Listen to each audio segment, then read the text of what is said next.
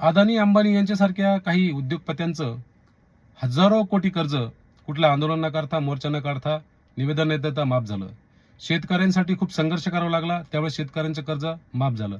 आता सांगायचं म्हणजे एकच आहे की दिव्यांगाचं गेल्या 10-10, 20, 15-15 वर्षापासून जे दिव्यांगांनी कर्ज घेतलंय, काही दिव्यांगांनी कर्ज भरलंय, तर काही दिव्यांग बांधव ते कर्ज भरू शकत नाहीत, म्हणून त्यांच्या जमिनीवरती बोजा टाकण्यात आलेला आहे.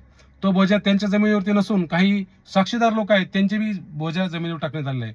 तर आता असं झालं की मला बरेचसे फोन आले की काही दिव्यांग बांधवांनी जे साक्षीदार दिले होते त्या साक्षीदारांना आता सध्या महामंडळातले लोक जाऊन टॉर्चर करत आहेत आणि त्याचा 7/12 बोजा असल्यामुळे तो दिव्यांगाला टॉर्चर करत आहे. तर मला म्हणायचं एकच आहे की आता तुम्ही सगळ्यांचं कर्ज माफ तर केलंच, परंतु एकच रिक्वेस्ट आहे एकनाथ शिंदे साहेब, देवेंद्र फडणवीस साहेब, सुनेत्राताई व तसेच बच्चू भाऊ की दिव्यांगाचं सुद्धा उर्वरित राहिलेल्या दिव्यांगाचा सर्वे करून त्यांचंही दिव्यांग विकास महामंडळाचं कर्ज माफ करण्यात यावं. अन्यथा बरेचसे दिव्यांग बांधव घरी तर पडून आहेच, परंतु त्यांना मानसिक त्रास सुद्धा आता चालू झालेला आहे या महामंडळातील काही वसुली कर्मचाऱ्यांचा.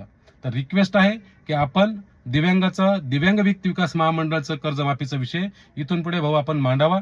आपण जर मांडू शकले नाही तर आम्ही दिव्यांग बांधवांच्या समस्या घेऊन एकनाथ शिंदे साहेब तसेच बच्चूभाऊ आणि देवेंद्र फडणवीस साहेब यांच्या समोर येणार आहोत आणि येणाऱ्या मंगळवारी मी अतुल सावे साहेब यांना पुन्हा एकदा दिव्यांग बांधवांचं कर्जमाफी व्हावी म्हणून आपण निवेदन देणार आहोत आणि त्याच्यामध्ये तारीख मेन्शन करणार आहोत. जर त्या तारखेला दिव्यांग बांधवांचं कर्जमाफीची घोषणा किंवा कर्जमाफीचा विषय घेण्यात आला नाही तर मोठ्या स्वरूपामध्ये महाराष्ट्रातील दिव्यांग बांधव रस्त्यावर उतरतील, हा माझा शब्द आहे. आणि मित्रांनो, हा व्हिडिओ मी फक्त दिव्यांग बांधवांच्या कर्जमाफी संदर्भात बनवला. भरपूर दिव्यांगाचे फोन चालू आहेत, असं झालं तसं झालं. तर आपल्याला याच्यामध्ये कमेंट बॉक्समध्ये नक्की सांगा की खरंच आपल्याला कोणाकोणाला याचा त्रास आहे आणि हा व्हिडिओ आपण जास्त शेअर करावा जेणेकरून समोरील नेते मंडळीचा जरी सोशल मीडियामुळे खूप ताकद आहे तर नेते मंडळाला जर हा व्हिडिओ दिसला तर कमीत कमी त्यांना वाटेल की नाही आपण लाजकाज तरी ह्या दिव्यांग बांधवांची कर्जमाफी करायला पाहिजे. धन्यवाद.